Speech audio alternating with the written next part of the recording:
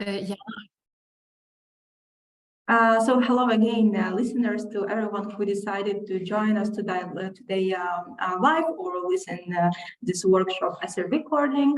And it's about to know more about starting a business and in Lithuania. So my name is Jana, and I'm project manager of International House of Vilnius. And today, with amazing speakers, we'll present you from A to Z the different topics regarding starting a business, startup, freelancing in Lithuania.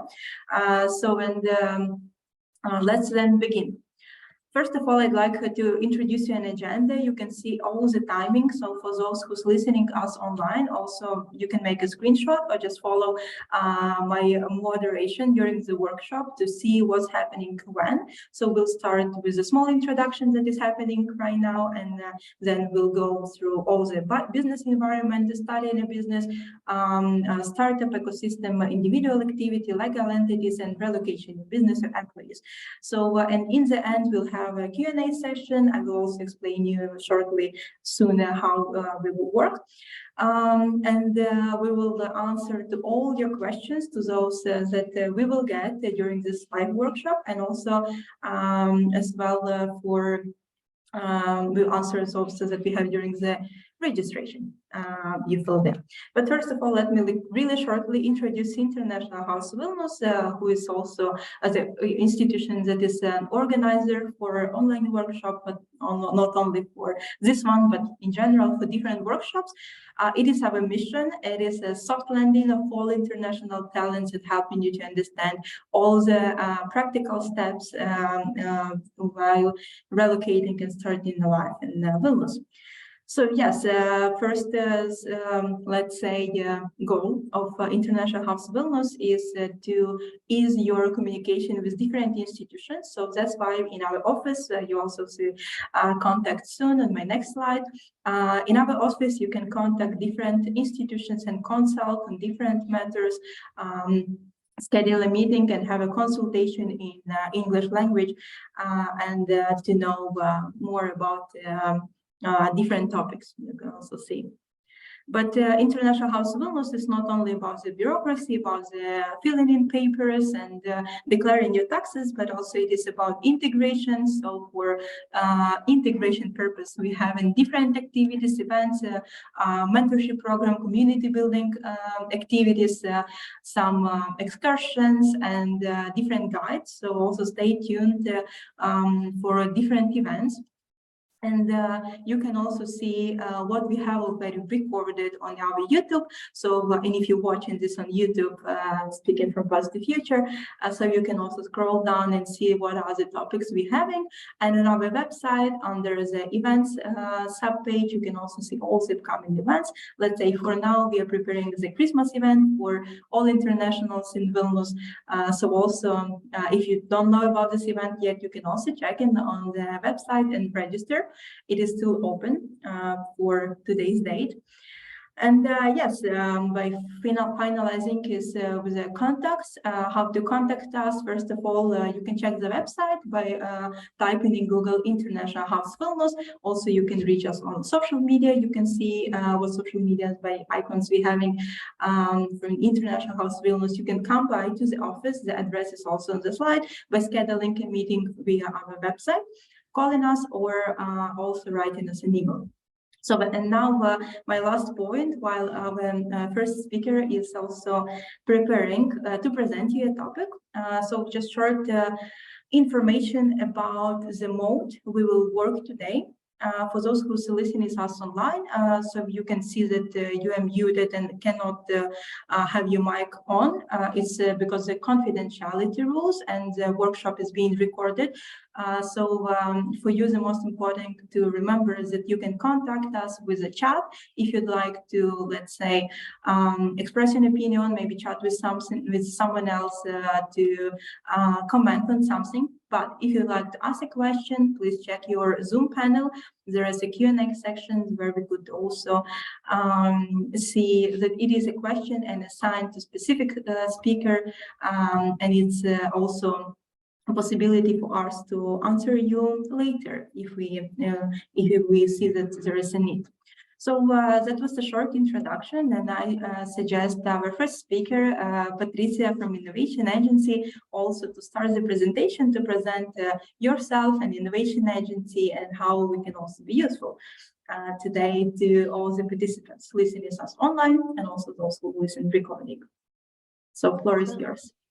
Good afternoon, everyone. I'm so excited to start the part of presentations of today's workshop.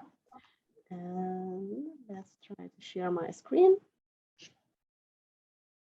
Jana, please confirm that you are able to see. Thank you very much. So my name is Patricia Reut, and I'm from Vilnius, definitely, and I'm from Innovation Agency.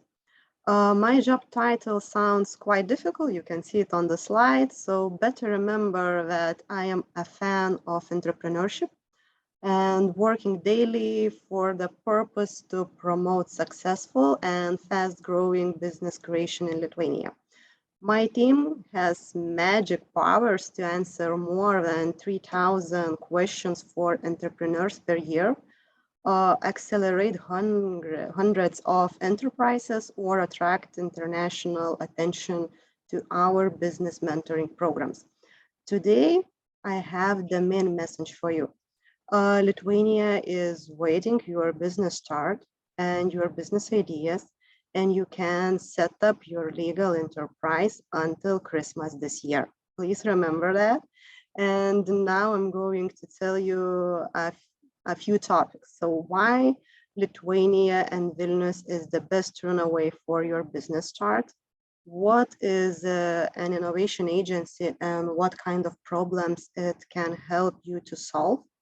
And to call whom to receive the immediate answers to business development questions for you. So first of all, first question, why Lithuania? You already have, I hope that you already have your individual answers because of choosing Lithuania for a living or being here in this workshop today. But there is a few evidence why it's perfect also for business newcomers. First of all, it's easy to do businesses in Lithuania. We are in 11th place globally in the World Bank Doing Business report with the highest ranking in Baltic region, and here is why. We believe in businesses and appreciate the value of innovation so much so that we have one of the fastest business registration process in European Union. It means that you need only 6 days for all required legal actions to start your own company in Lithuania. For example, in Liechtenstein, it takes 4 to 6 days on average. So first good news.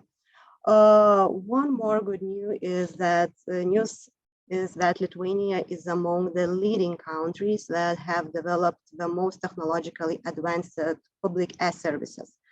So it means that you can not only start your business going through procedures online, but operate effectively too. Moreover, for example, the electronic accounting system of the state tax inspection allows SMEs and self-employed to use simplified accounting services using pre-filled forms with tax inspection data. Hence, it's not only about easy to start, but also about smooth processes while growing. And lastly, in Lithuania, you can meet talents with whom you could grow your business ideas as a partners, as a co-workers, and we are second country globally in digital and technological skills according to IMD World Competitiveness Ranking. It means that in Lithuania, developing your business with technologically advanced people will be much easier. And moreover, most of the country population is fluent in English or Russian, making it easy for you to communicate with locals. So let's travel closer to all of us. And today, I think that we are united by the fact that we are in touch with Vilnius together. So if Lithuania is a perfect place to start businesses, Vilnius is a heart of it. According to the International Center for Business Research, Emerging Europe, The business climate in Vilnius is considered to be the best in the Central and Eastern Europe region. Vilnius is the largest city in Lithuania and home to two-thirds of country's IT talents, as well as the majority of its technological universities and colleges. Almost half of Lithuania gross domestic product is created in Vilnius County. Moreover, Vilnius attracts a huge part of pie of foreign direct investments, more than 75% from all the foreign investments in Lithuania. This indicates expanded long-term international business ties and opportunities also for you to export and grow. Important to mention that the average labor productivity in Vilnius County is the highest among all the counties in Lithuania and exceeding the national average about 20%. So this fact indicates that in Vilnius you will find really hard workers. Let's go deeper to the Vilnius business environment. Fast, bold, creative, collaborative, and innovative are just few keywords to describe the city business scene. So in Vilnius, you find a variety of co-working places, business developing hubs, science and technology parks. I'm sure that you will easily find a community for working together and to develop your ideas very fast. Fun fact that Vilnius is also one of Europe's youngest capitals. According to Invest Lithuania, more than half of city's residents is under 40 years old. So it indicates lively possibility to act fastly, but also it indicates possibilities not only to working together, but targeting business ideas to young audience. So have this in mind. And also the key message is that Vilnius is perfect to work and live. And I can assure you, in 2019, the Organization of Economic Cooperation and Development ranked Vilnius among top 6 cities in terms of work and life balance. It makes sense. For instance, commuting in Vilnius takes half an hour on average, and the city has well-developed infrastructure and service sector. And also, of course, you in Vilnius can find not only places to work, to co-create, but also the people who cares about your business success together with you. So what am I going talking about? Yes, I have in mind Innovation Agency. So why Innovation Agency?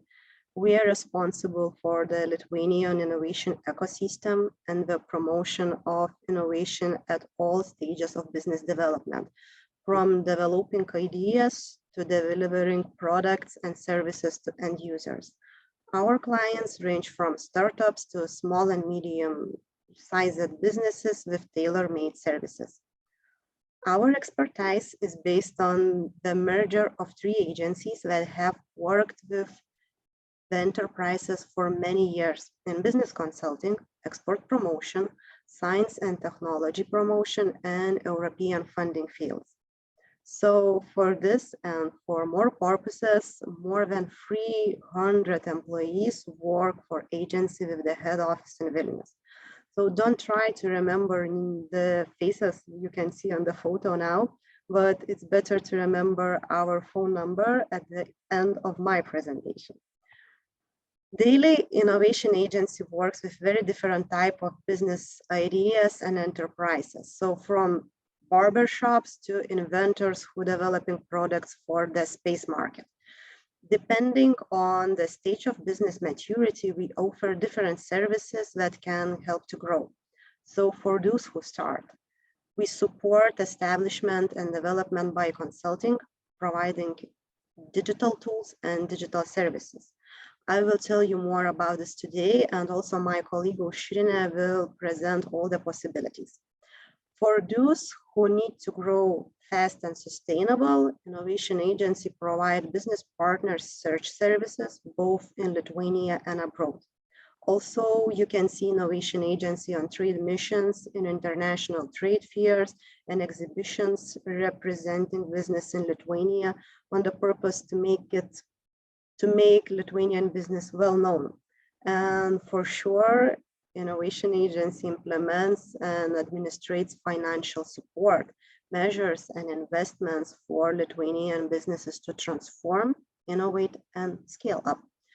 And third type of our clients is to those who develop innovative business ideas in high value added industries, including startups community. My colleague Akvila from Startup Lithuania today going to present you an unique startup visa program. And to sum up, for high value added industries enterprises, Innovation Agency is always ready to provide the services listed above and much more by facilitating and developing whole ecosystems. Really, I feel that it's a lot of services. But what can you do immediately after this workshop? Of course, to have an individual consultation on your business idea and main questions about its development in Lithuania.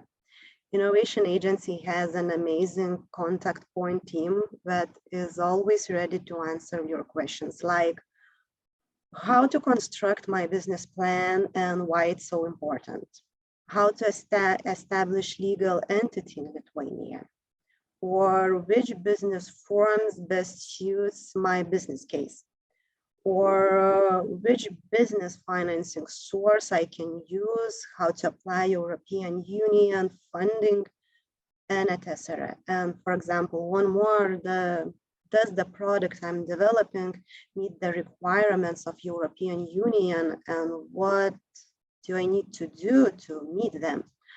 So these and your questions we are ready to answer quickly on the purpose that you start your business fast.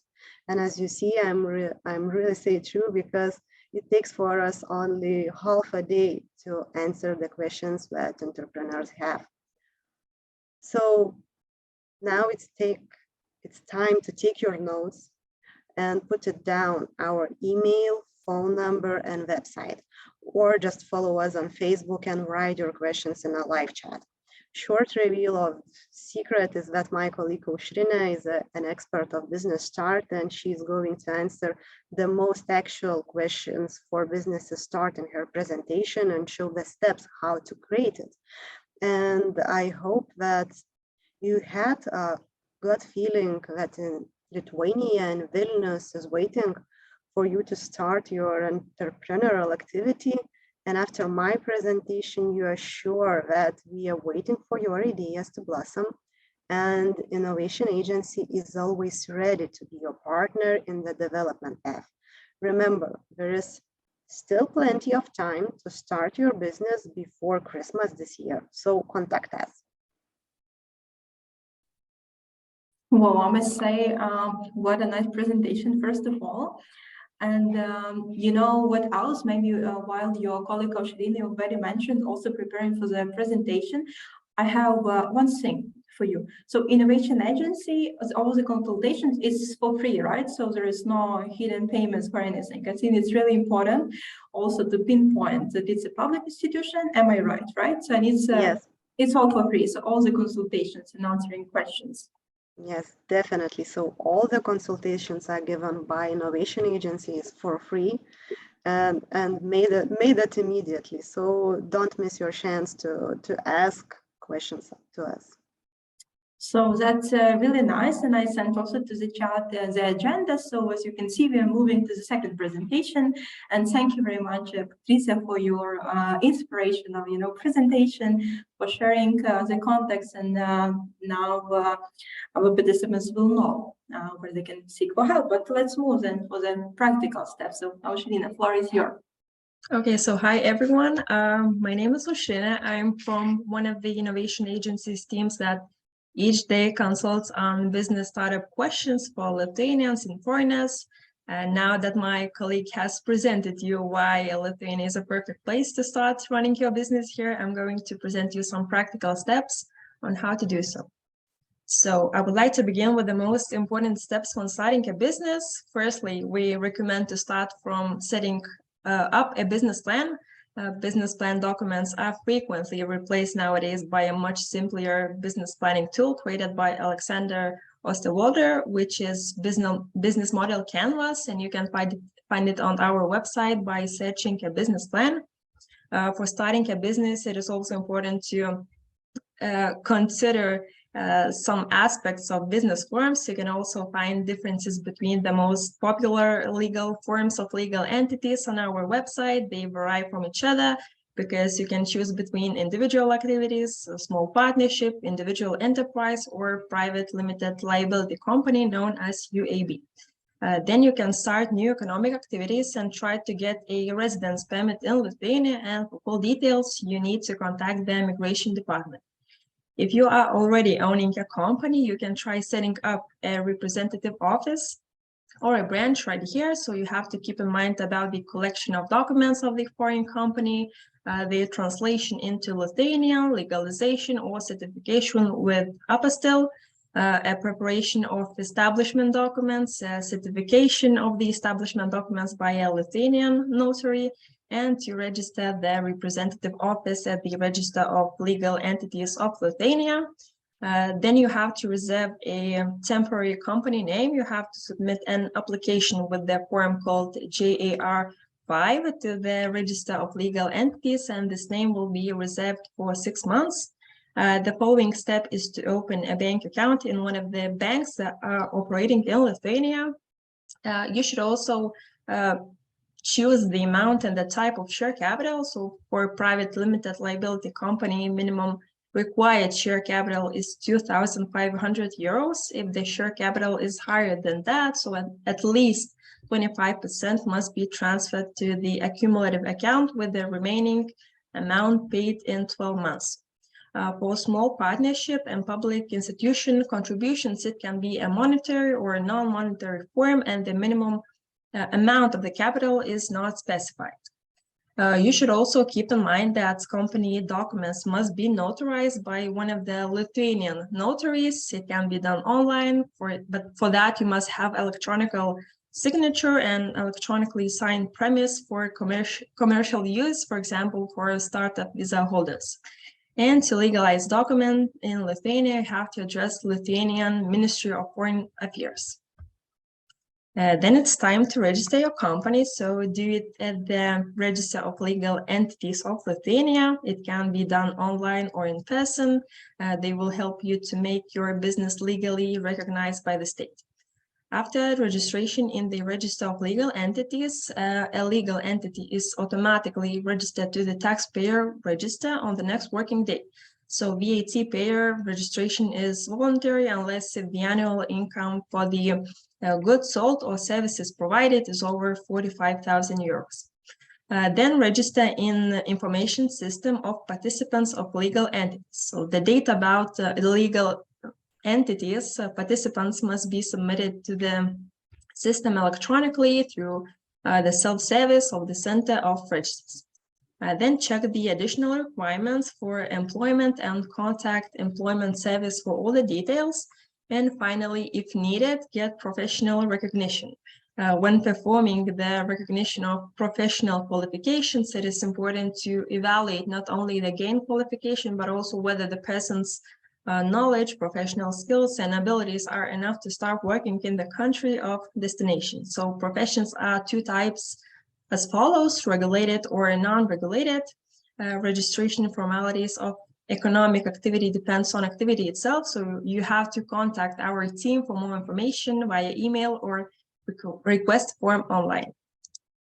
Moving to our digital tools, I would like to say that our bilingual platform operating on the basis of a one-stop shop is a service platform where you can find business relevant information, electronic tools, and receive consultations in Lithuanian and English.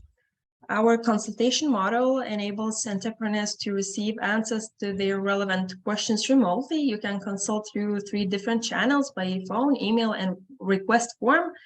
We also have Entrepreneur Car, which is an e-service that allows business representatives to conveniently see personalized information relevant to them in one place and to receive daily services and, if necessary, to consult.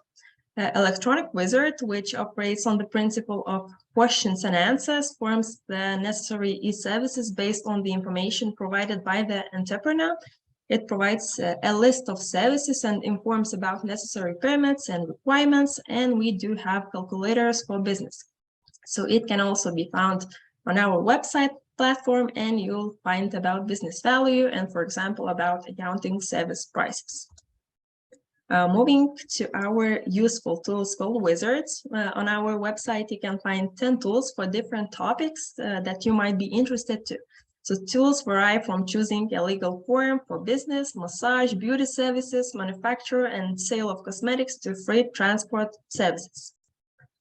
Talking about a tool designed to help you choose the best legal form for your business, I would like to show you a quick example how it works. So if you choose this tool, you will see a short questionnaire, and you will get all the basic information about the right business forms for you and how to set it up. After completing the questionnaire, you'll see a list of services that are necessary for your legal entity to be established. So this is also the same case when choosing a tool for beauty or food services, for example. When you answer all the questions, you get a list of what you must complete in order to be able to engage in this activity. All these activities are highlighted with a star. They mean the services are mandatory to do in order to perform your activity, and you will see authorities that provide those services. So by clicking a blue button on the right, you will reach the page for mandatory electronic service, and you will be able to do so with all the provided services. Also, the important information will be provided for you only to get acquainted with it. And concluding with the frequently asked questions, I would like to mention that for questions related to residence permit, visit Migration Department's page or contact them. For business forms, visit Innovations Agency page, our wizards, or contact us. For registering a company, visit State Enterprise Center of Registers, because it can be done online, which usually takes only up to 3 working days, and they have electronic guide on how to do so. If you want to become an electronic resident, visit Immigration's Department page or contact the department. About ongoing questions of licenses and permits, use our agency's wizards or contact us. Also, you should know that our agency's funding is working by invitation process, so experience shows that all funding tools are intended for Lithuanian citizens or the companies. So I suggest you to search on the internet about business angels, specifically about the Lithuanian Business Angel Network, and contact them if needed, because there are plenty of investors that might be interested into your idea. And feel free to take a photo, because here you can find all the necessary taxes from corporate profit tax, dividends, personal income tax, to social security tax, as well as real estate tax, which might be relevant to you. And if you have questions about them, you need to contact State Tax Inspectorate, known as VMI. And for all the questions related to VAT, you need to contact State Social Insurance Fund Board, known as SOL. So thank you all for the attention. When starting your journey and creating a business here, make sure to contact us by email, phone, or request form that can be found on our website. So I wish you all the best and have a nice evening.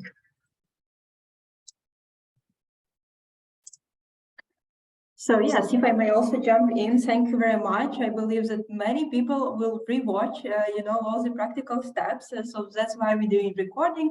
And also for those who watching the recording, yes, you can or will watch recording. You can also go to the comment section below if you click on YouTube, and you'll see also the presentation links with the presentations and to check them separately. Let's say copy some information, copy contacts if needed.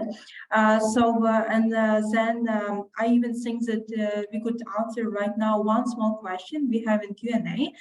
It's related to Innovation Agency services really quickly. So you have an assistance for preparing like business requirements and residence permits, or you do not consult on it? What specifics you have? We do consult, and it's the best way to do so is to contact us by email, phone, or our consultation model online. Okay, perfect. So, and for those who would like to know more about migration, we also will have presentations, a very last one, but still important. So you will understand more about migration. And now I really thank you, Shirina, for the presentation, for the practical guide. And I will invite our speakers who's also active in the chat. It's Akvilė from Startup Lithuania. So she will present the startup ecosystem and also let us know more about the startup activities, because I even see some questions about it already in the Q&A. But let's then start with the presentation first. So do you see my presentation?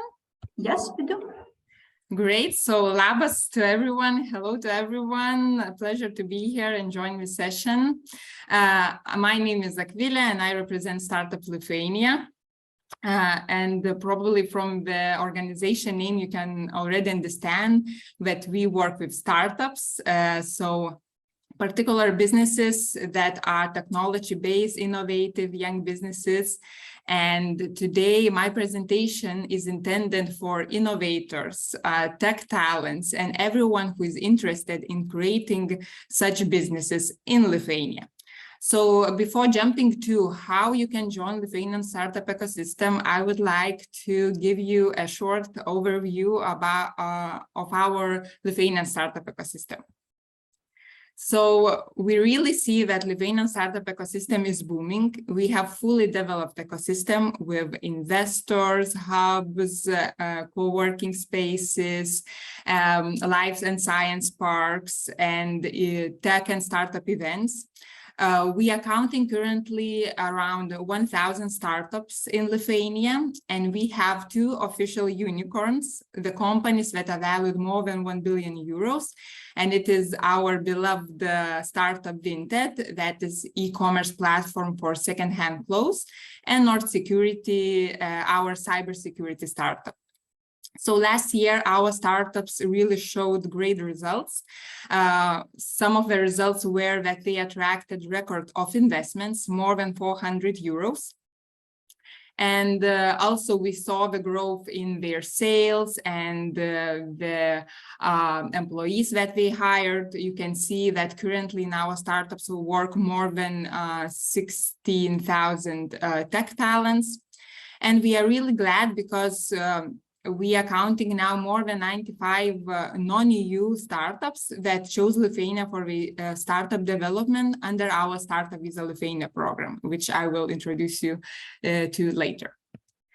So to talk about strongest startup sectors in Lithuania, you can see that the first place probably will take fintech sector with more than 260 fintech companies.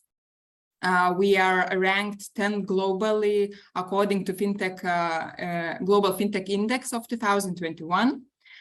We are really strong in mobility, cybersecurity with our unicorn ahead, life science and gaming.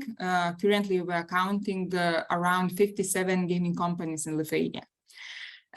You can see also that last year our tech companies were valued more than 7 billion euros, and this year the valuation already reached 10 billion euros. And you can see many successful startups here listed, many rising stars, and we hope some upcoming unicorns. So those who are thinking about creating a startup or looking for funding or developing a startup in Lithuania, you can see that we have a bunch of local investors that are actively operate in Lithuania, accelerators, our Lithuanian Business Angel Network that is really active and accounting currently more than 200 members. And of course, a few venture capital funds that are actually investing into startups from various industries. Our ecosystem is also recognized globally. So in addition to being 10th globally in the FinTech Index of 2021, we are ranked 16th as a startup, as a global ecosystem according to Startup Link rankings. We also are ranked 21st and 30th in the top world's emerging ecosystem according to Startup Genome. and we are fourth globally by number of startups per 1 million inhabitants. Our ecosystem really offers many great startup and tech-related events. And here you can see one of the main international startup event that is organized by Startup Lithuania. It's called Startup Fair. It is held annually in May, and we are seeing that more and more visitors are attending this event every year. This event is free of charge, so I would like to use this opportunity and invite all of you to join this event next year in May. So how to join this booming, thriving startup ecosystem? We have a special program for non-EU startup founders that is called Startup Visa Lithuania. And it's about how to join our ecosystem easier with support and without any obstacles. So what is this Startup Visa Lithuania program? So first of all, it's a streamlined migration procedure. If you are approved for this program, you can get a temporary residence permit that is valid for 2 years and relocate to Lithuania and register a company in Lithuania and develop your startup from Lithuania, what means that you are also entering European market. So also there are no any additional requirements for initial capital or employment, so you don't need to hire any local talents and also have a bigger initial capital. So how to apply for this program? Actually, the process is really easy. You just need to go to startupvisalithuania.com website, fill out the online application, and then our Startup Visa manager will reach out to you, invite for the interview. After this chat, probably he will forward your application to our committee for further evaluation. And if you are approved, you can apply then for visa and for temporary residence permit at migration office. After you get this temporary residence permit, you have only one obligation that you have to establish a company, register a company in Lithuania within 4 months. So what we do assess for this Startup Visa program to be approved. So of course, we see your idea, is it innovative? It is scalable. We also look at your team qualification and experience. We evaluate your business plan, what you already have developed, and your financial situation.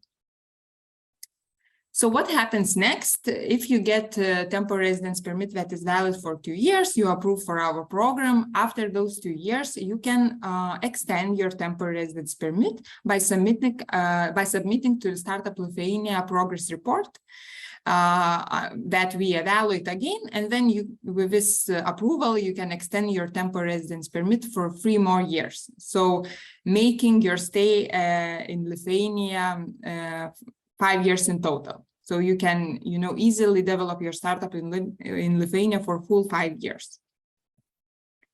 And the benefits, I already mentioned that you get access to European Union single market because you get EU company status, also a streamlined migration procedure.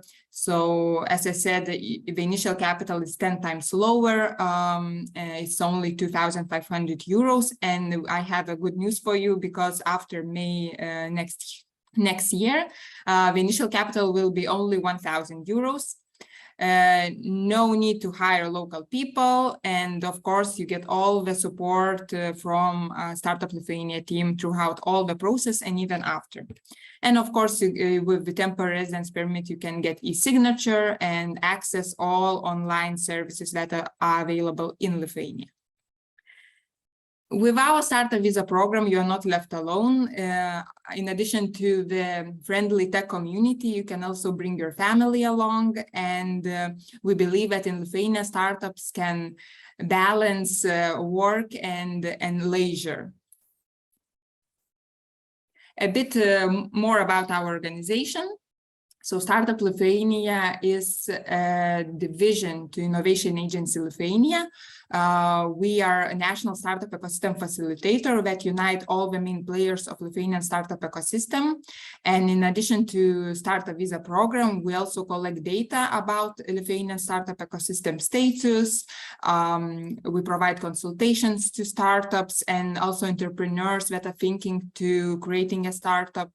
We are actively participating in policy-making process, organize and attend different startup and tech events.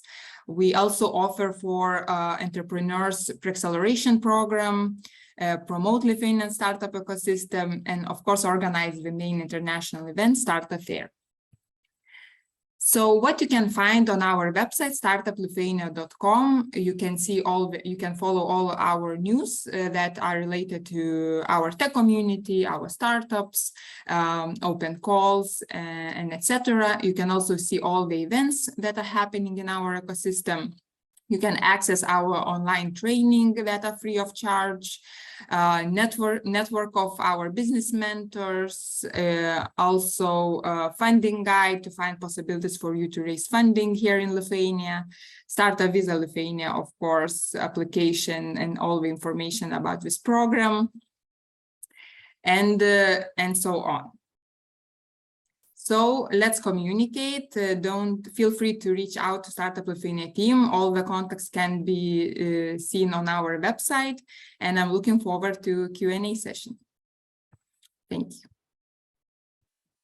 Well, even now I feel so inspired and thinking about having a startup open. So, thank you very much for the information. And while we're just finalizing, I will invite Reda from Trinity Eurex, also the lawyer, to tell us more about the legal entities that the foreigner can start in Vilnius. But for sure, thank you very much, Akvilė, for the presentation. And I see that already you have some questions, and we will answer those during the Q&A session.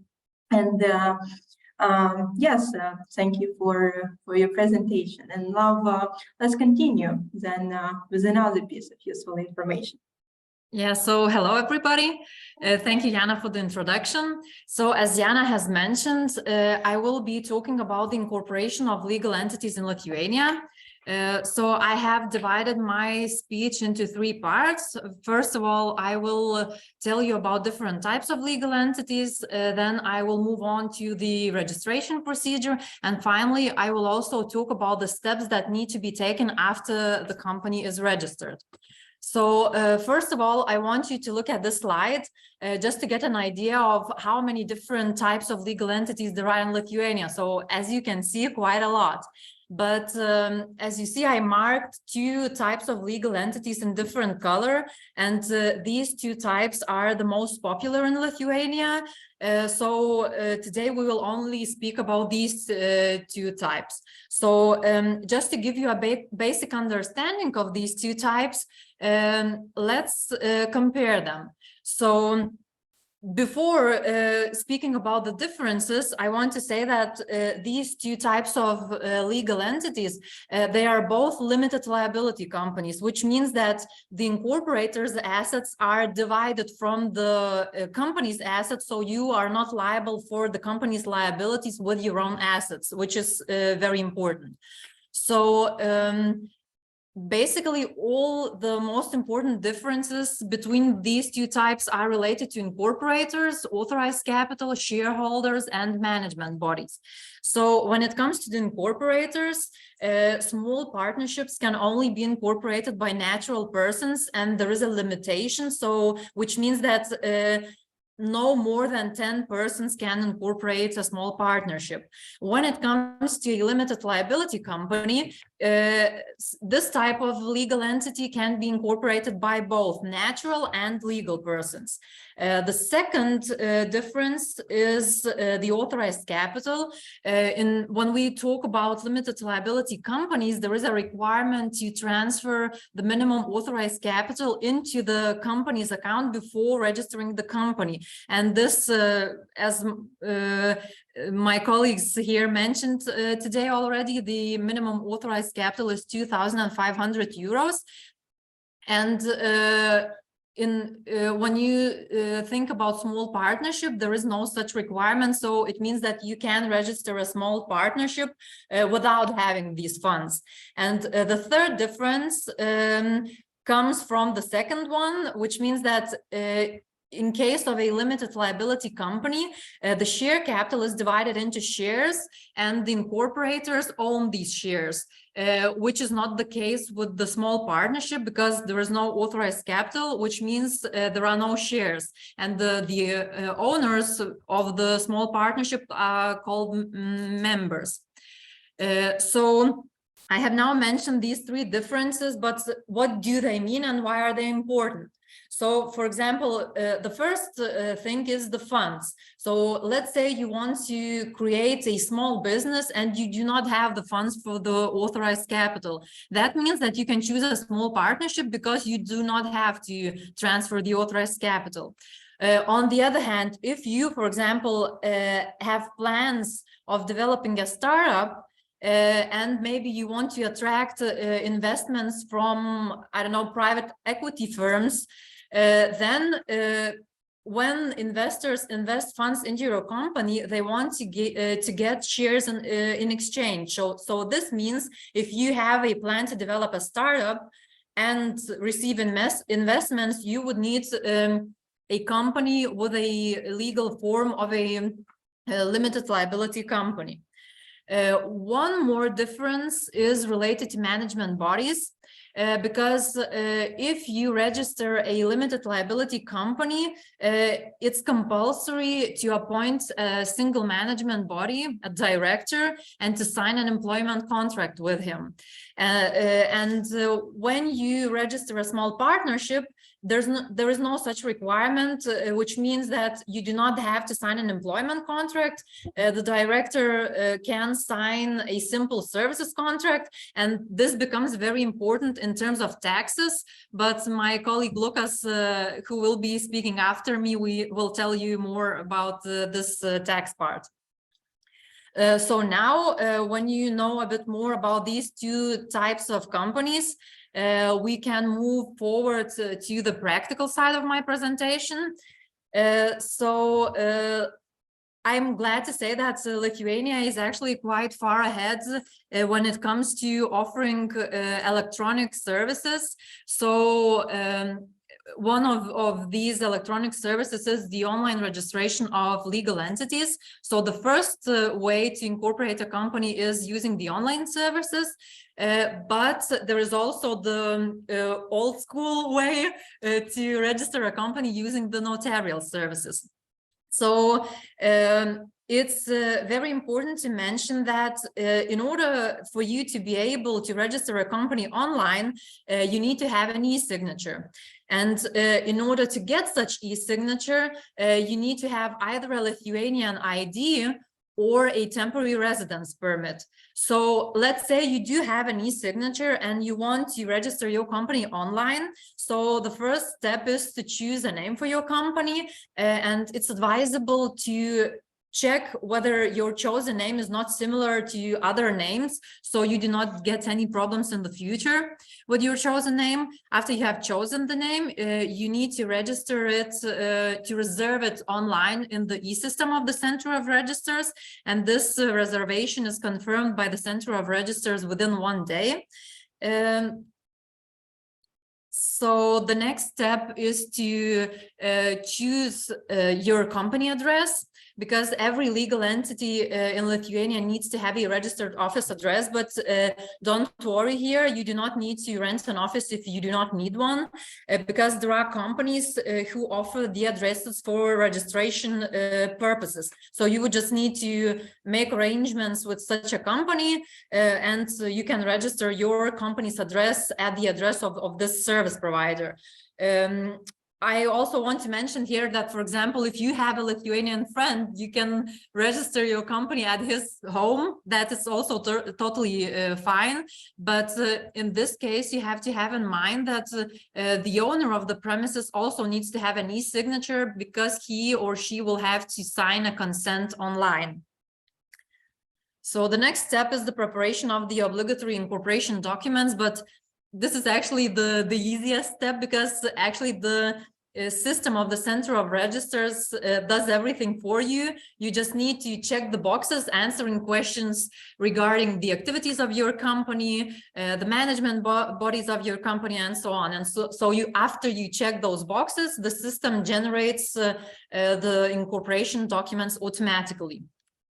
One more important thing is that if you are incorporating a limited liability company, you will need a cumulative bank account. And this cumulative bank account is a special account which is meant for the transfer of authorized capital only. So this step can also be done online in the same system. So you will choose one of the banks offered in the list. You will be directed to the bank's webpage, fill out all the information there, and you will open the account. After the account is opened, you will have to transfer the authorized capital. And after the funds land in the bank account of the company, the bank confirms it, and you can move forward with the incorporation. You submit the application to the Center of Registers, they check the documents, and they confirm the registration within 1 day. So now this was the online incorporation, and when using the services of a notary, the procedure is more or less the same. I mean, the steps are more or less the same, but of course, as you can imagine, it takes a bit more time and is a bit more complicated, because the incorporation documents need to be prepared by yourself, so or with the assistance of a legal team. So this thing, and then it's also a bit more expensive, because there are the fees of the notary. So after your company is registered, it's still too early to pop the champagne, because there are some obligatory steps that need to be taken after the registration. And the first step is the conversion of the cumulative bank account into a current account. So this cumulative bank account, as I have mentioned, is meant for the transfer of the authorized capital only, which means that you cannot use the account for day-to-day transfers. And after you register your company, you need to go to the bank and to make this conversion. And some of you asked before this workshop, there was a question, what are challenges for foreigners? So from my personal experience, I would say that this conversion of a bank account might be quite challenging, because due to the current geopolitical situation, all the sanctions and very strict regulations related to anti-money laundering, the banks are very strict when deciding who to work with. And in order to do this conversion, you have to be prepared to provide a lot of information for the bank in relation to the planned activities of the company. They are also asking, what is your relationship with Lithuania? Why do you want to do business in Lithuania? You need to provide the information on the beneficiary owners of the company, etc. So it can be quite challenging, but it's still possible. And there is also one more option here, because you can try and open a bank account, an account with an e-money institution. So it's also an option.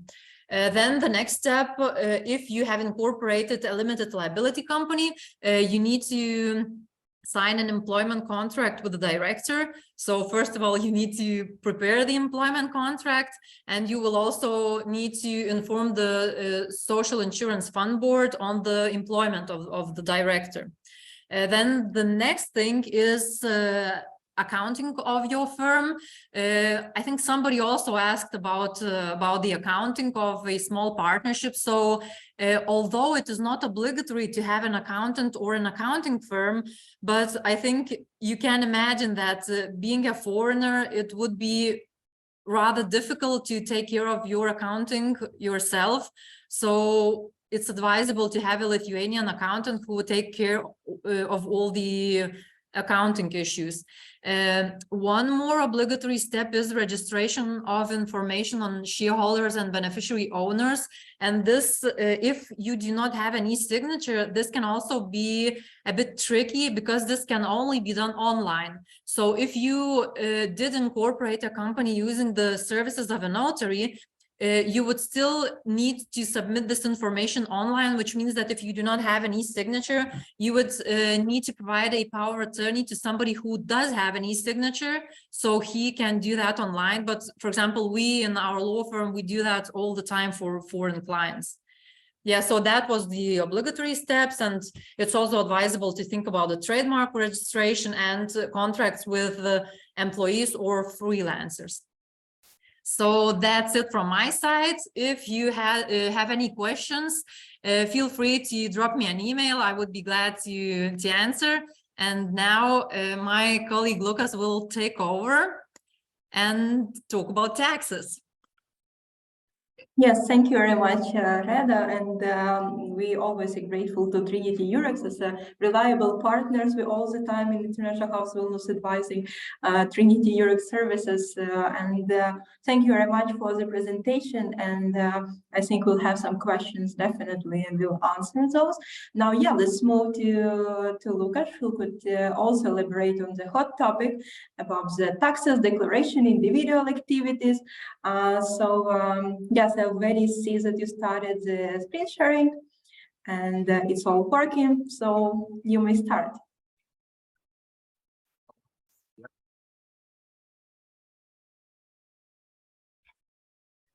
I don't hear you yet, if you may. Yeah, can you hear me now? Oh my God. Now, yes, all good.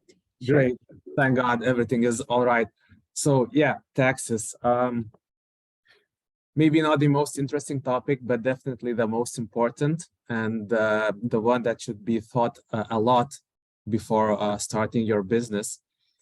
And today, I received all of your questions online, and I tried to answer them all in my presentation. So so today we are going to speak about what business form to choose, depending on your planned activities, and the main taxes in Lithuania. So basically, the taxes that you have to think about are, first of all, personal taxes, meaning personal income tax and social security contributions, although they go together alongside every time. And the other two taxes that are paid mostly by the companies are value-added tax and corporate income tax. So what form should you choose? Well, usually the answer is very, very simple and pretty straightforward. If you are planning to attract investors, to receive loans, to scale globally and take over the world with your brand, product, or service, of course, you need UAB, which was covered very well by my colleague Reda before, and you know all the legal requirements. Later on, I will go over the taxes paid by the UAB. The other form is Mažoji bendrija, small partnership. So if you're planning a small business and you still need a company, so of course, small partnership or Mažoji bendrija in Lithuanian is the way to go.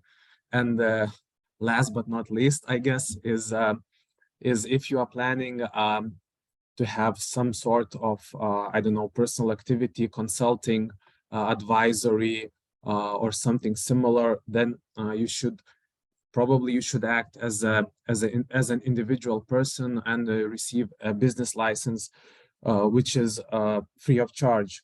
And yeah, so the business forms here are range from the most expensive to the least expensive. And yeah, and now let's go over the taxation of UAB. So basically, UAB has to pay corporate income tax. Corporate income tax in Lithuania is 5% or 15%. 5% is a corporate income tax paid by small companies. And probably you are going to ask, what is a small company? A small company is the one that receives less than 300,000 euros per month in revenues and who has less than 10 employees. So if your company qualifies as a small company, it has to pay only 5% corporate income tax. Of course, the tax is paid only if the company has any profit. So probably in the first few years, you do not have to worry about corporate income tax. Regardless of it, you will also you still have to declare taxes, file taxes via tax authorities' e-websites at least once per year. So there was a question in Q&A session: is there a tax holiday for startups? So to answer that question, formally yes. Formally yes. The company that is owned by a physical person for the first year pays 0% corporate income tax.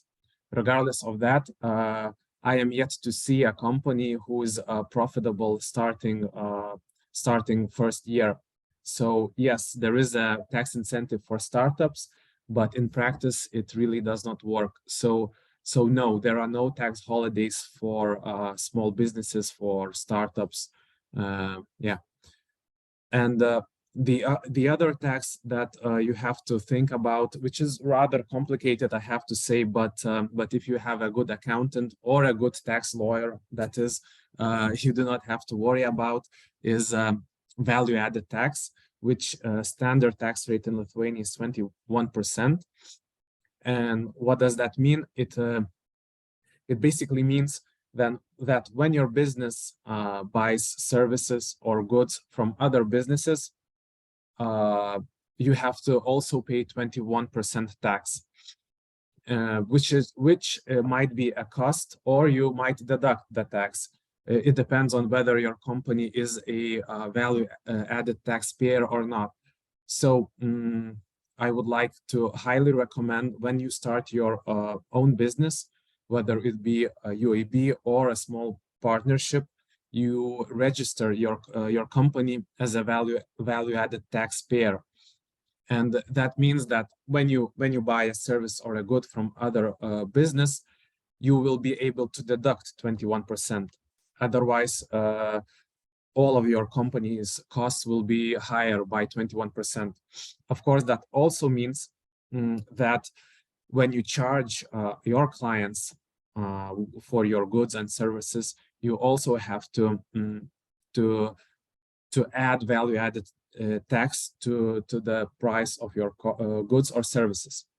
So yeah, value-added taxpayer registration is mandatory. It's not mandatory, but essential for your business and for your cash flow. And lastly, and probably the biggest problem and challenge with the UAB is taxation of CEO. CEO is usually the person who is also the founder, the main shareholder of the company. And it's rather difficult, or I have to say expensive, to pay out money to the founder or to the CEO. And why is it expensive? Well, firstly, regardless of the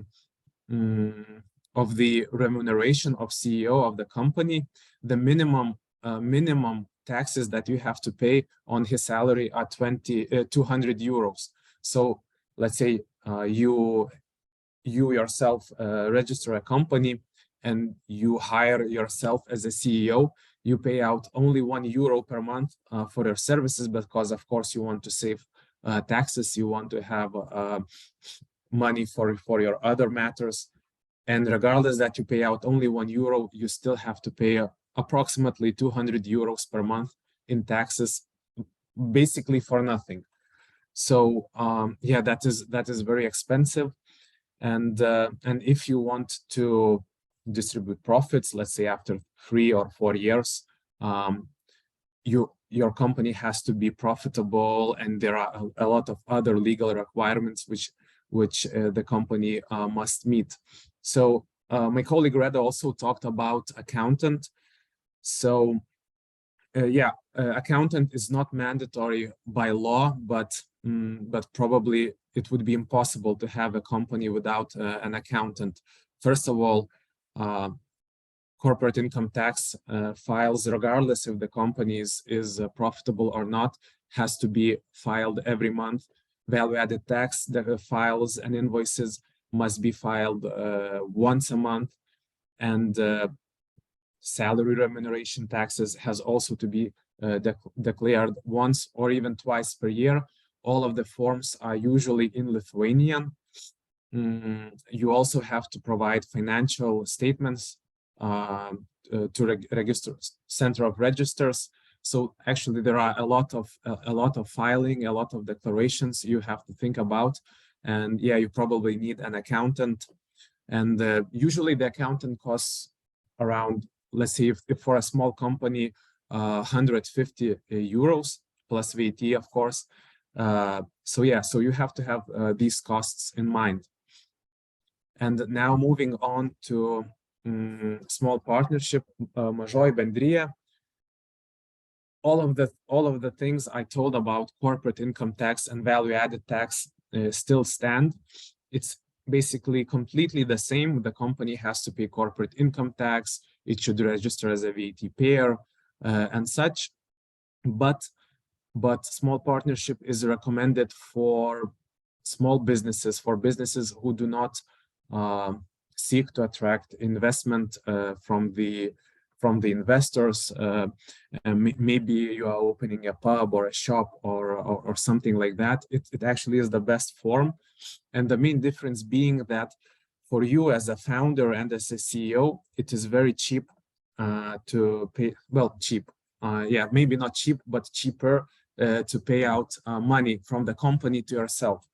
And the remuneration for CEO and founder is taxed only at 15% personal income tax, compared to 50% personal income tax and social security contributions if we are talking about UAB. Later on, I will go and I will show you how much taxes do you have to pay for salary and for your employees.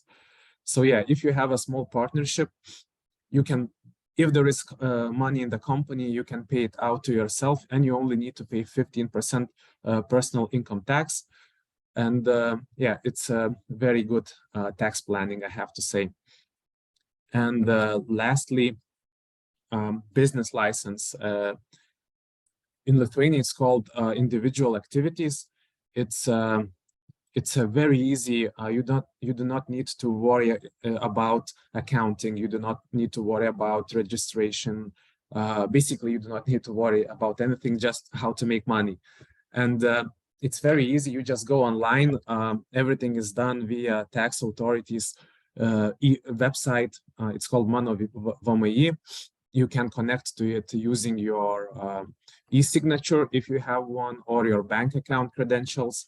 And you basically just fill in the form with your address, your name, and the activities you are planning to do. And in 3 days, you basically have a business license, which does not cost anything. Of course, at the end of the year, so for example, if you are doing your activities, consulting or whatever, this year you have to pay taxes by the next year's May 2nd.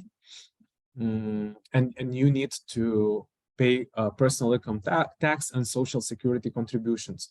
And the filing is super easy, very convenient.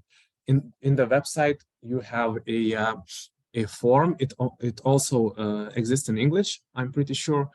And you just fill in the questionnaire, and basically you just need to put in the amount that you received from your Lithuanian clients. And yeah, and that's it. And the declaration is filled automatically based on the information you have filed in. One other thing, sometimes freelancers, people who do these individual activities, has an obligation to also pay value-added tax.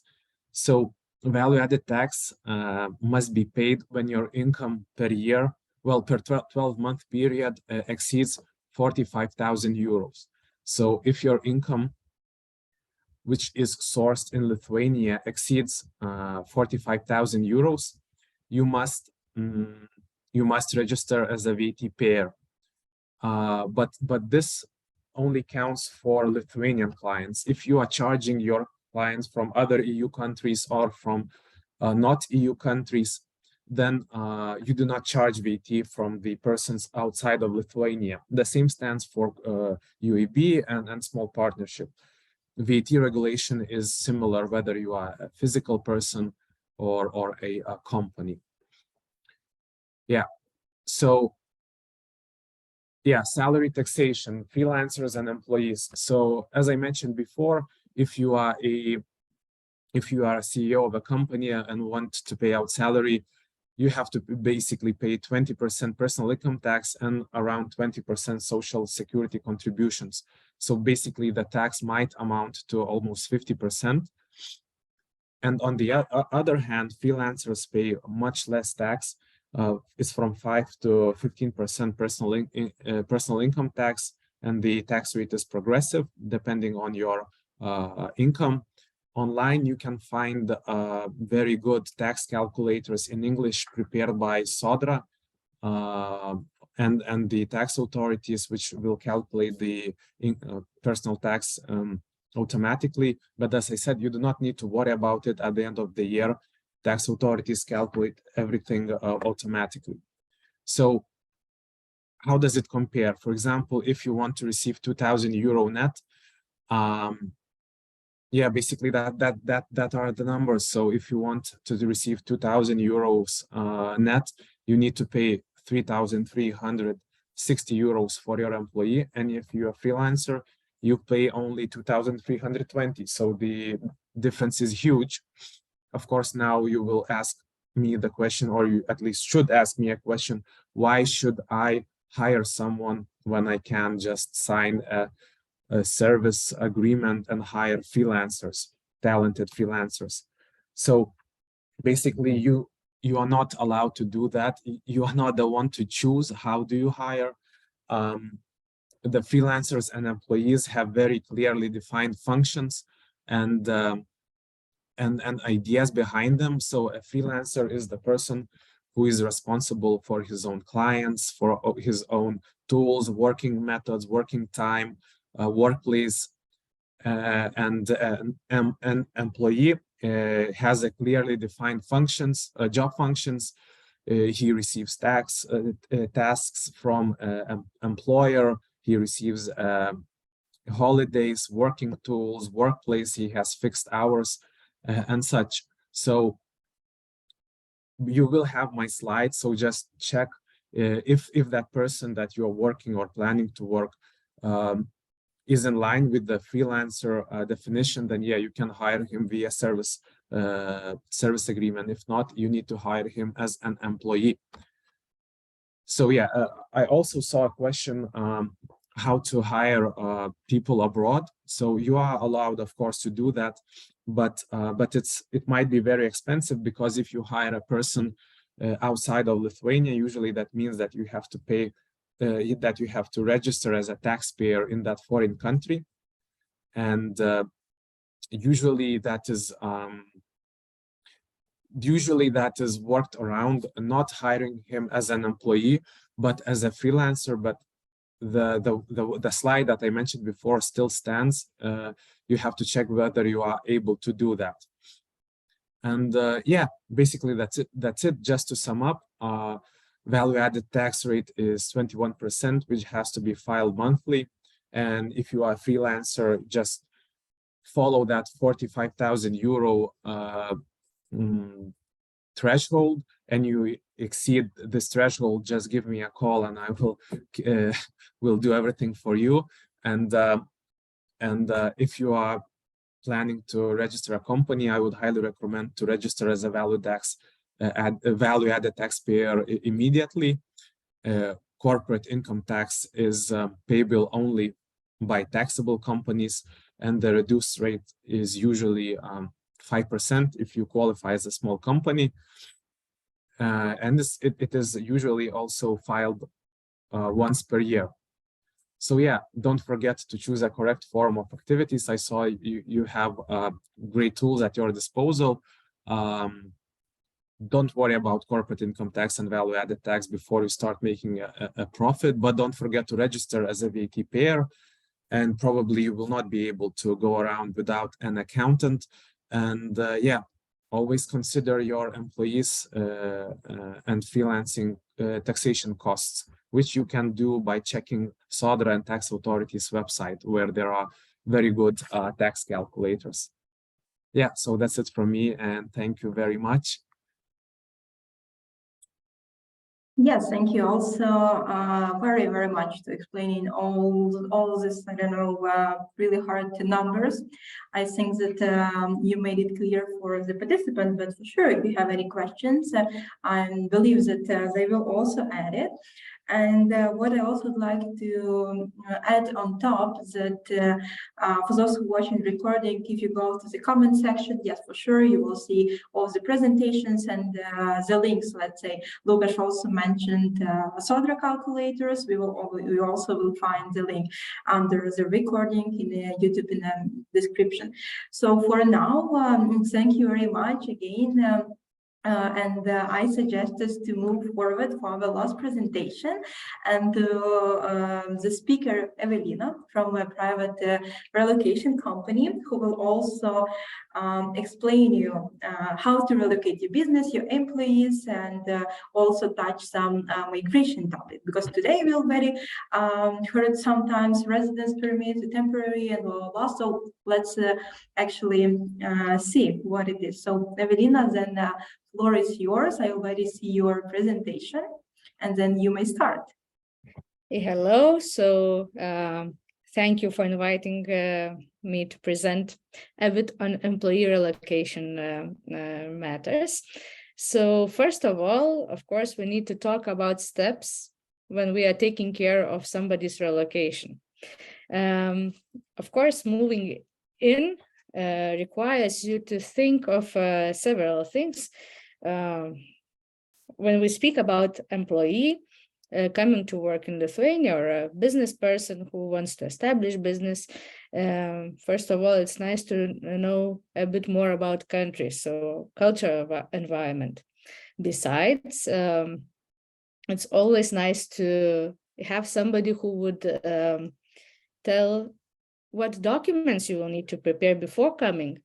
And from our experience, we strongly recommend to leave power of attorney in your home country before coming to Lithuania, to somebody who could take care of some urgent matters. Let's say you came to Lithuania and you understood that you need to add, apostille on the document. So to have somebody in your home country to take care of that, okay? When we talk about settling, we heard about our strict banking system. So when we speak about business, it is strict, but it's not less strict when we talk about personal banking. So we strongly recommend to have somebody Lithuanian who would help you with opening bank account. Of course, housing is also very important matters, and during this year, Lithuania experienced some, rent shocks in the market. So please advise with somebody who could also help you to talk about housing market.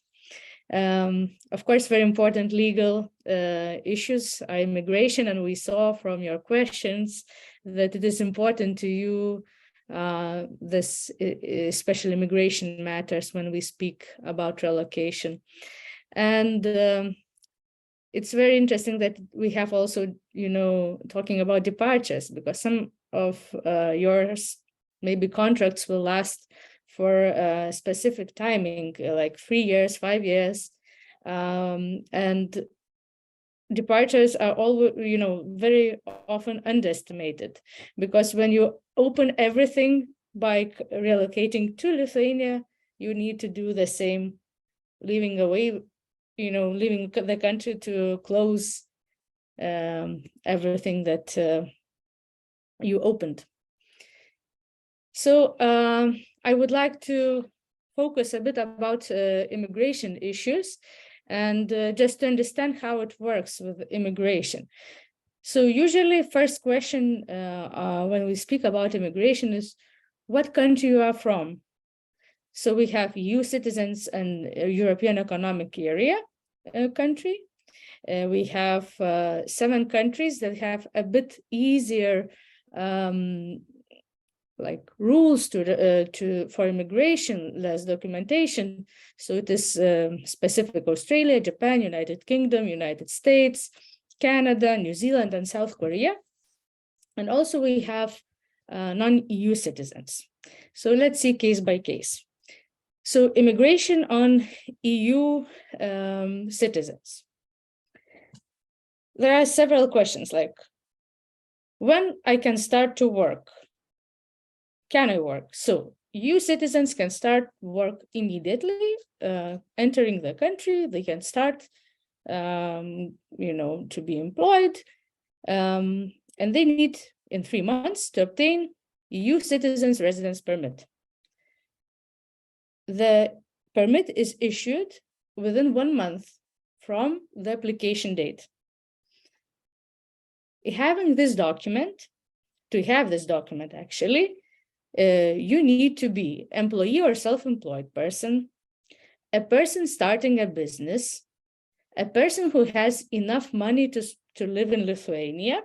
It is counted for EU citizens and European Economic Area, 147 euros per month, per person, adult. You can be a student, and you can be a family member of European citizens. So you can be from the 3rd country and to receive document of EU citizens, family member. Let's go to, the difference now. The process is very similar to EU process, but usually these countries don't have, not usually, but they don't have visa to enter the country. So it means that they can stay in the area of Schengen for 3 months. Sometimes people are coming a bit earlier than they apply. So within these 3 months, you should apply for your residence permit and get a document. Now, when EU citizens were within 1 month issued the document, for citizens of Australia, Japan, United Kingdom, and etc., it is within 45 days if it is urgent, and within 3 months if it is non-urgent. So it is important to understand that if you lived already, because you also can be employed from the first day in Lithuania, if you lived some time, you need to go urgent way. So what is the difference from Europeans? The person who has enough funds, he cannot obtain the residence permit. So either the person needs to be employed or self-employed, to start a business, to be a student, or to be a family member.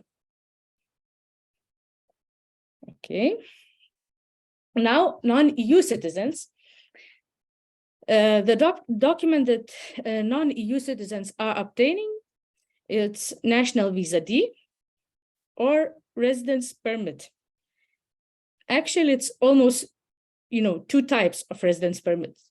It's residence permit, simple one, and the second one, which is really nice one, it's blue card.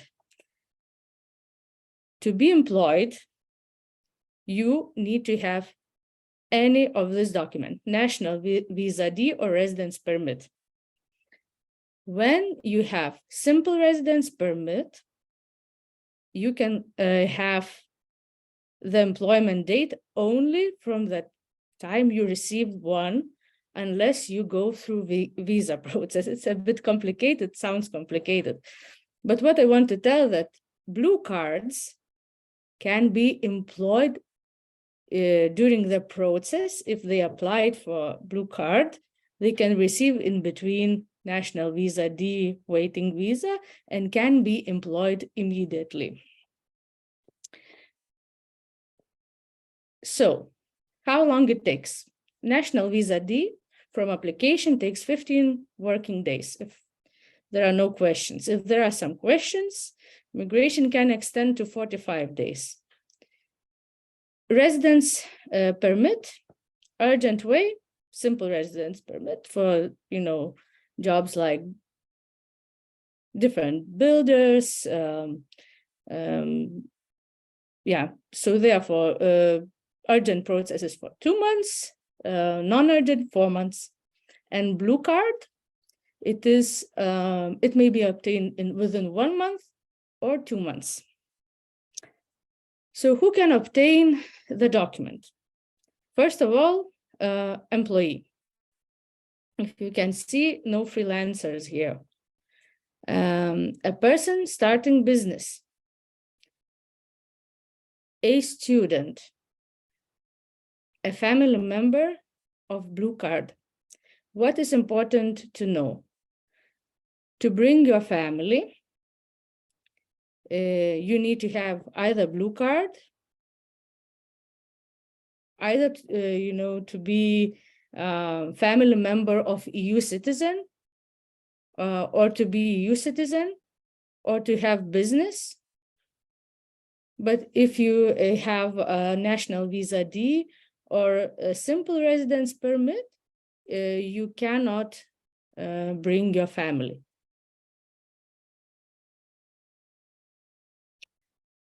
So I will try to answer your questions if you have more, but keynotes to successful relocation would be planning and documentation prepared in advance, adequate HR policies of the company when you are relocating. It means that it should be clear, transparent, and reliable partners and experts that you can rely on when you are relocating, because there are a lot of small steps to take care of. So thank you, and if you have any questions, I am here to answer.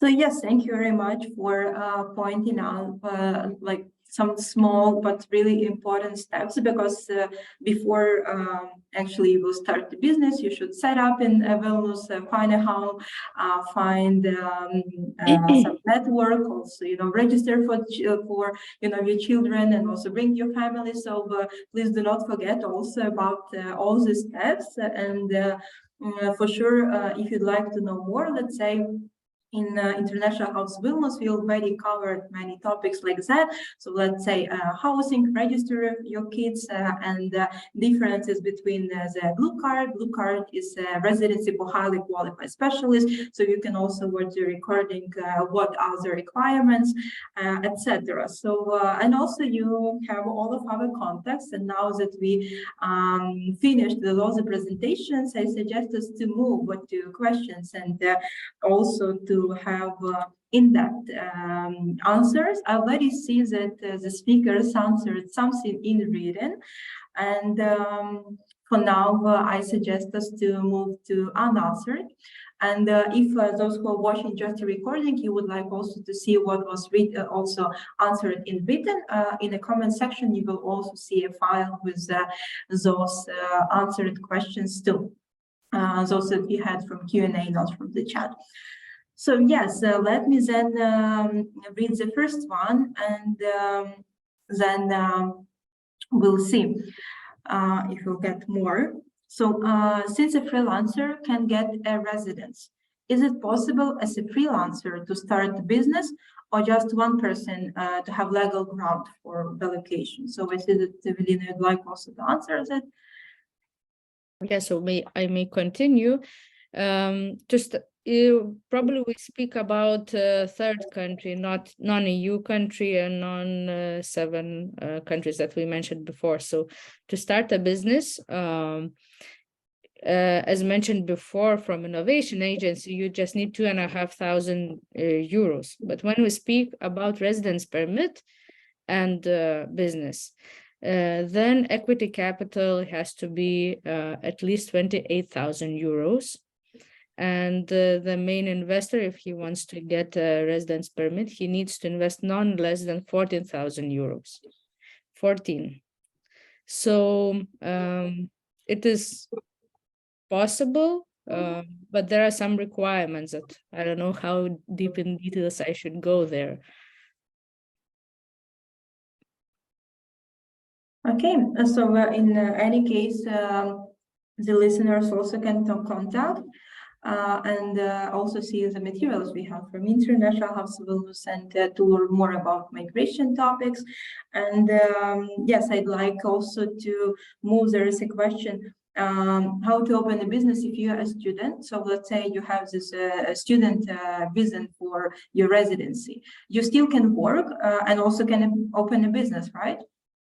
Yeah, it's not important if you're a student or you're working or I know you're a parent or whatsoever. It doesn't make any difference, so to say. So you just need to choose the legal form that would suit you most, and you can start your business. Thank you. We actually had many questions about different grounds for studying a business. So thank you for this answer.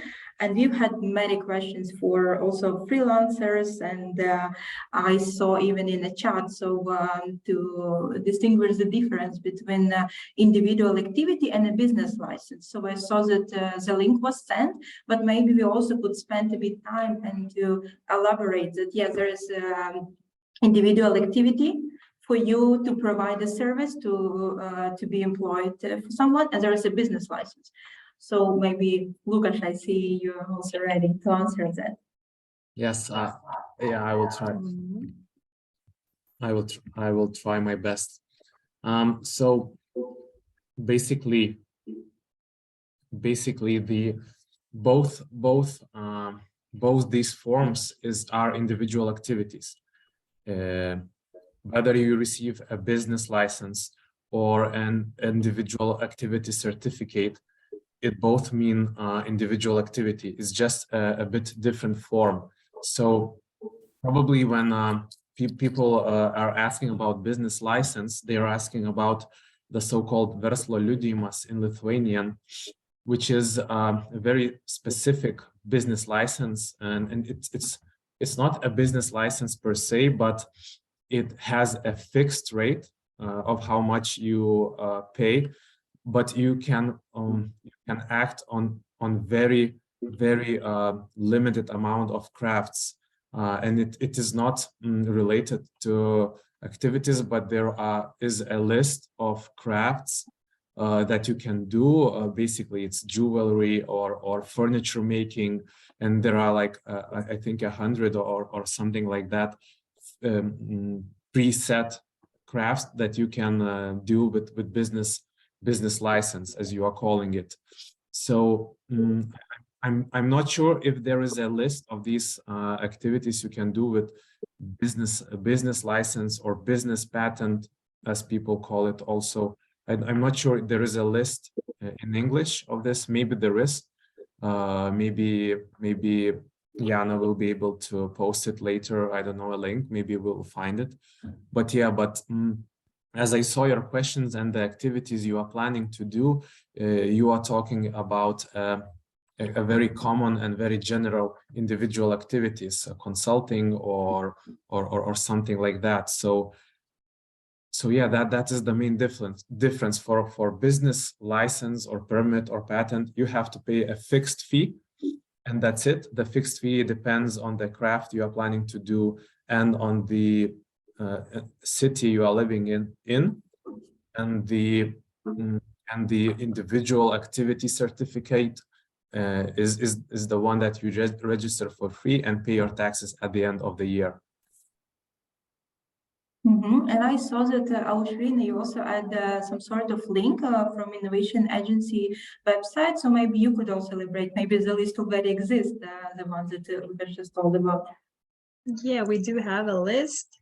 I think my colleague has mentioned the most important points, so so people will be able to see the list and to try to investigate by themselves. Okay, so we'll also attach it. Thank you very much. And I suggest us to move to the next question that we've got in chat. So I will read it. So for those who's also listening recording, they know the question. So yes, it's about Iona Sher is in a company in Lithuania and decided to take over as CEO of the company.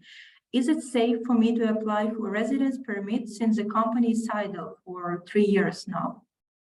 If I may, I would like to comment on this shortly. So there are different grounds for applying for a temporary residence permit. So you can apply as a shareholder of the company. So there are certain requirements for the share capital, but you can also apply as the director of the company. So it's actually a very, very difficult question, so to say, because you need to assess the situation in order to be able to provide an answer.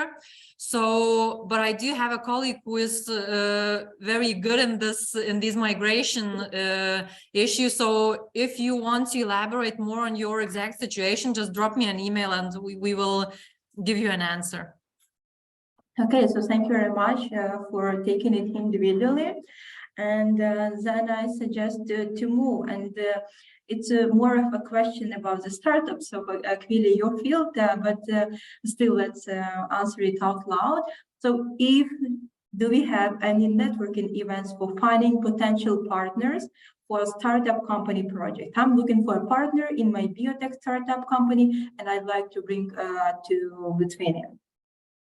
Yeah, so as I mentioned, every week we have startup tech related events. So you could go to startuplithuania.com website and just go to event section and filter according to the date that the event that could be relevant to you. And of course, again, I will use this opportunity that the best way to connect with the whole startup ecosystem, most of the startup players, is Startup Fair. Of course, you still need to wait a bit. So before you can find for sure many smaller events that are happening in the ecosystem. Just go to our website and check it out. Okay, so thank you very much for that one. In International House of Vilnius, we're also trying to solve the problem and cooperate. So also stay tuned and check our website and social media. And nevertheless, one more question, since we still have time and it really was for Q&A section. We've got even a couple times during the registration form the questions about crypto activity. So first of all, is it legal, the crypto activity? Is it can it be like a freelancer, or in general, how does it work, the crypto market even in Lithuania? Yes, if I may. So yeah, crypto is very prominent and of course legal here in Lithuania. You can accept it as a currency. Basically, you can also pay sometimes if your provider accepts cryptocurrency. Of course, if you are planning to do a bigger project with cryptocurrencies, then you might need to receive some sort of license. You need to think actually about a lot of things, because there is a new regulation related to cryptocurrency, which actually in a way helps to open businesses with related to crypto. So yes, no problem whatsoever. Of course, still, regardless that it is a cryptocurrency and not a fiat currency, you still have to account it, declare it, and yeah, but yeah, everything is legal and everything is fine. Okay, thank you very much. And then I'll move to the next one. So we answer as many as possible. So the question is for getting local investors, is a question that the person would like also to open a local pub, and is it possible to get local investors for a business propositions I have? So maybe does the Innovation Agency help, to connect with investors, or also giving the consultations how to find those? If you could elaborate a bit. It is possible. People should contact the Lithuanian Business Angel Network, because as I have mentioned before, there are plenty of investors, so people should be aware of that. We also have one second, we have a network of mentors for those who are already have their own businesses. So, and the ones that have just started them or are running some kind of activity, so then you should contact us by email. I also would like to mention that we have funding guide on our website as well. So for startups that are looking for investments, you can go there and check all open calls where you can, raise funding, and also check it out our ecosystem app where also our local investors all are there with contact details. So yeah, just feel free also to drop us an email and we can help with that as well. Okay, thank you very much. And there is also, we've had a question that I would like to answer out loud. So also to take a bit of your responsibilities. Okay, I'm just joking, but nevertheless. So the question, what about all the freelance activities? So, the question was if there anyone who would do an individual freelance consultations. So yes, there is a VMI, so it's a tax service, Lithuanian tax service that is also operating in International House Vilnius office. And if you'd like to get the individual consultation for your freelancing or even like business certificate to check your account and to declare the taxes, let's say, so you can schedule a meeting with VMI. And you can also do it via International House Vilnius website. So when you go to the website, there's a button on top, schedule a meeting, then you choose a tax service, and after that reserve a time slot, and you could talk to our consultant who's also having good knowledge of English and Russian languages and can consult you particularly and individually for also yes, this freelancing options. So yes, and there is one more questions. Is yes, how do I start a business, and what is the regulation and tax-wise, and any recommendation for compensations for your services? So is there any compensation when you're just starting a business?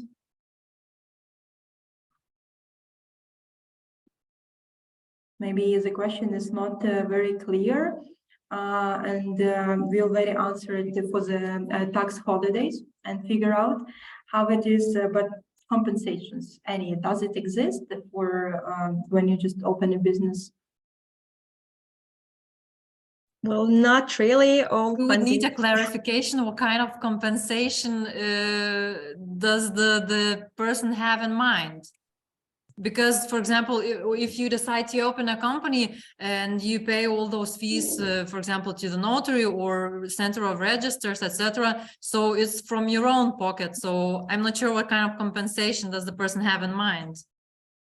Yes, so if the one who asked the question also will see the recording, you can elaborate in the comment section later and we will answer that.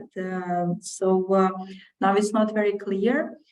And then let's actually answer a couple more questions before we finish the workshop. And yes, one is really nice. I like it. It's about tips to build a network in Lithuania. So what we'll already know, yes, all the events to visit for sure. Meet as many as more people, visit events, let's say from International House Vilnius too. So connect with even regular people, with local people, but anything else, where to meet those businessmen, investors, how to connect with them, approaching LinkedIn, some practical tips maybe from personal side. You need to smile a lot. Nice.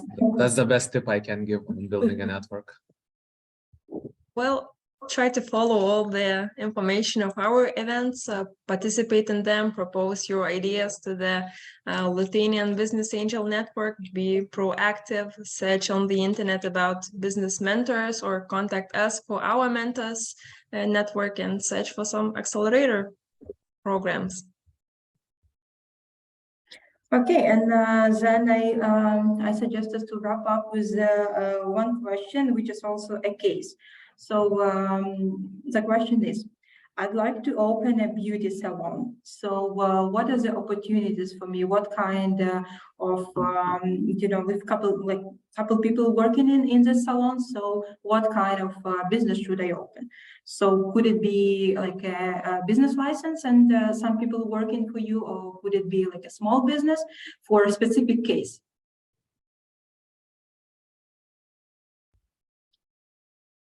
Okay. Yeah. So probably actually depends on the. Could you repeat the beauty? Yeah, the beauty salon. So any beauty service. So I would say probably the best way would be to open a small partnership company, or you can also acquire, and if you are thinking about a salon that's like has a few places, you also need a workplace. But if you are planning to have really small operation, then I would say that the individual activity certificate would be more than enough if you are maybe visiting your clients at their home. So yeah, so it really depends on the size of your operation. If you're planning to have your own employees, then think about the small enterprise. And if you are planning to work solely on your own, go for the freelancing activity. Okay, thank you very much. And I know that I promised it will be the last one, but I think that one more important, and after that we'll definitely finish. So it's about combining, when your individual activity with your regular job, even maybe with a business. So let's say a person having a job with a blue card and also would like to do on top some individual activity, some small business, having the handmade stuff also to sell. Is it possible? Is there any regulation for like work limitations, the timings, the law for taxes? What can I tell about the jobs? If we talk about job, you can have only one job, one employer when you have a blue card or other residence permit or visa. But nobody tells you that you cannot have also side activity consulting to have, personal activity. So it means that you can work and have consulting business side, but you cannot be employed in more than one company that issued you the residence permit. What is important to understand that residence permits that you get, it is connected not only to you as a person, but to your employer or to your business. And if you change something, or business or employer, you need to inform Migration Department. Otherwise, you will be, your residence permit will be canceled.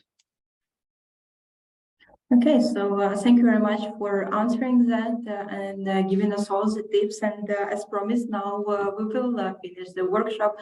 One of the biggest one with a broad content when we included all A to Z, as I promised at the beginning of the workshop. And first of all, thank you to the speakers that today presented it in such a details and also left the context that you also may use in the future, contact them and consult or have a service. So on the behalf of International House of Vilnius, also thank you very much. And to the listeners, stay tuned for the next event. So thank you.